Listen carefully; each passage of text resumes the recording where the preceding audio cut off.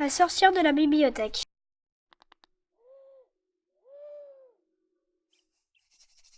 La nuit est tombée. Tout le monde est couché. Sarah s'avance sur la pointe des pieds dans le grand couloir sombre où les ombres dansent sur le mur.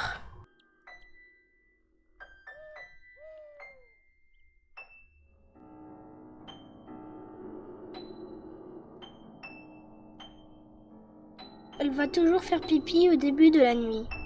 Elle passe plus vite devant la bibliothèque, car elle a horreur des livres depuis qu'elle a dû apprendre à lire. Subitement, une petite sorcière a l'air mauvaise, brandissant une petite fiole rouge foncée, bondit de la dernière étage de la bibliothèque et vient se planter devant Sarah ébahie.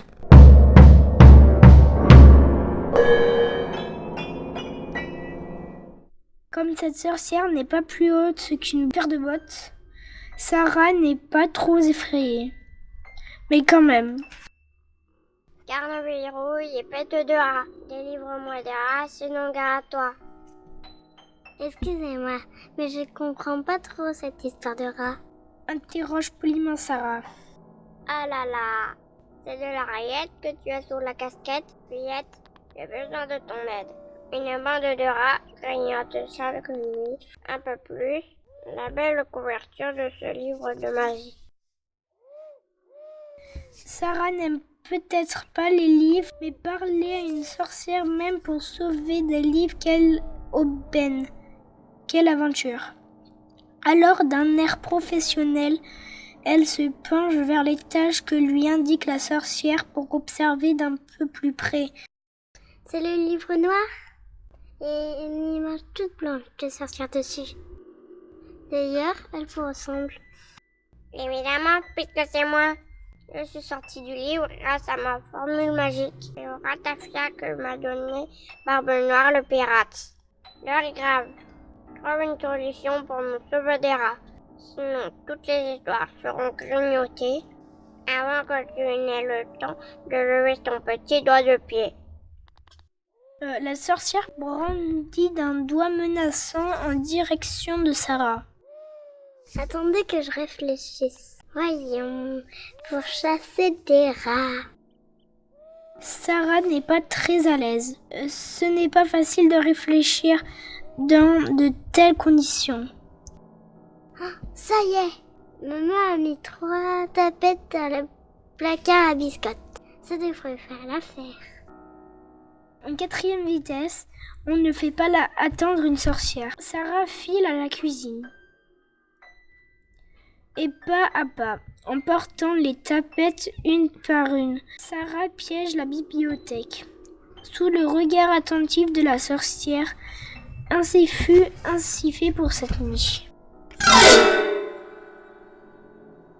Le lendemain soir, Sarah s'avance à nouveau dans le grand couloir sombre où dansent les ombres.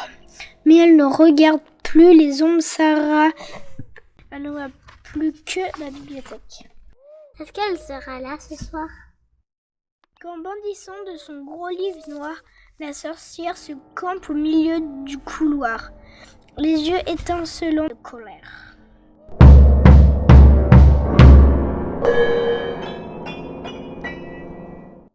Car numéro, il n'y a pas de rats. Délivre-moi vraiment des rats, sinon garde-toi. As-tu essayé de me rouler? T'as pas qu'on t'a tapé 3 souris. Mais il y en a des dizaines qui me grignotent et qui me moquent. Elles y sont déjà au talon de ma chaussure gauche. Crois-moi, si tu ne trouves pas un moyen de nous tirer de là, tu ne pourras plus jamais aller faire pipi la nuit, tellement ce couloir deviendra effrayant pour toi. Mais, j'ai cru que ça pourrait marcher, moi. Je ne l'ai pas fait exprès, je vous le jure. Je l'ai cru, cornichon creux. Tu peux te remuer le ménage comme une machine à laver le linge. Que ces sales bêtes grignotent un seul poil dans de mes orteils et... Oui, vous me l'avez déjà dit. Je réfléchis. Ça y est, j'ai trouvé. La mort au rat du Canada numéro 3. Ma grand-mère a apporté pour mettre dans le grenier. Elle a dit qu'il n'y a que ça de vrai. En 4e vitesse, on ne fait jamais attendre une sorcière, surtout une sorcière en colère. Sarah monte l'escalier du grenier.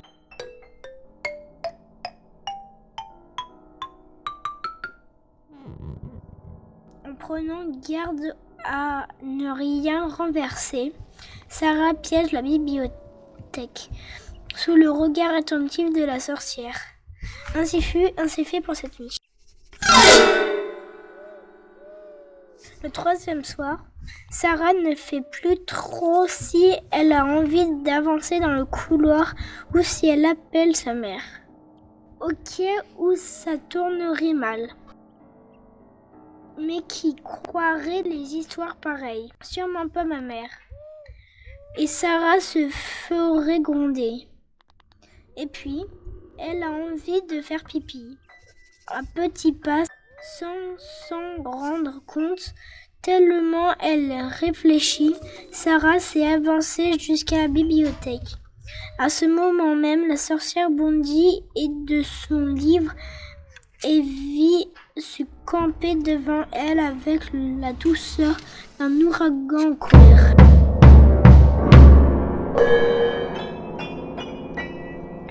Non, mais pas de rat. Pour la dernière fois, délivre-moi des rats, sinon gare à toi. Mort au rat du Canada. Pouf. Par mon ratafia, ces bestioles sont plus malignes que toi.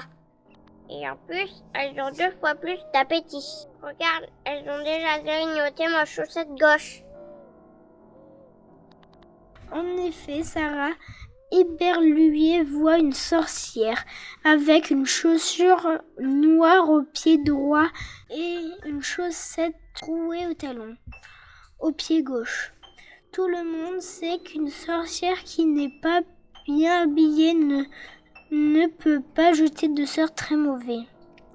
Du coup, elle a moins peur.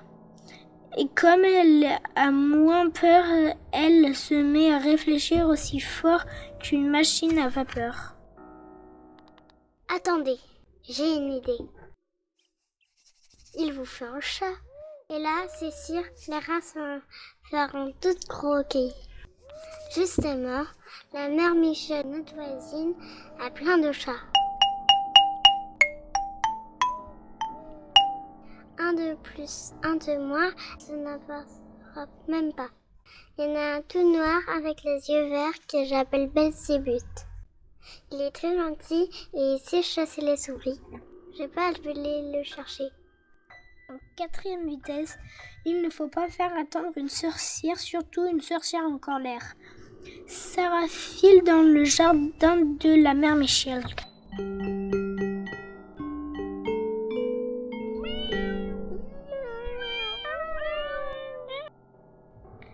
Elle en revient bientôt avec le petit chat ronronnant dans ses bras. Le voilà! S'exclama Sarah toute contente. Sorcière, voici Belzébuth. Belzébuth, voici la sorcière. Et la sorcière fut tranquille. Belzébuth, blotti contre elle, disparaît sur son livre. Ainsi fut fait pour cette nuit. Le lendemain soir, Sarah se dépêche d'aller voir si tout est normal du côté de la bibliothèque. Elle est sûre que Belzébuth aura bien fait son travail. En effet, tout est calme. Le gros livre noir est là. Tout est rentré dans l'ordre, pense Sarah. La sorcière ne reviendra plus. C'est dommage quand même. Elle était rigolote quand elle parlait. Quand subitement, la petite sorcière allait réjouie, brandissant la petite fiole rouge foncé et suivie par son chat en ventre rond, bondit de la dernière étage de la bibliothèque.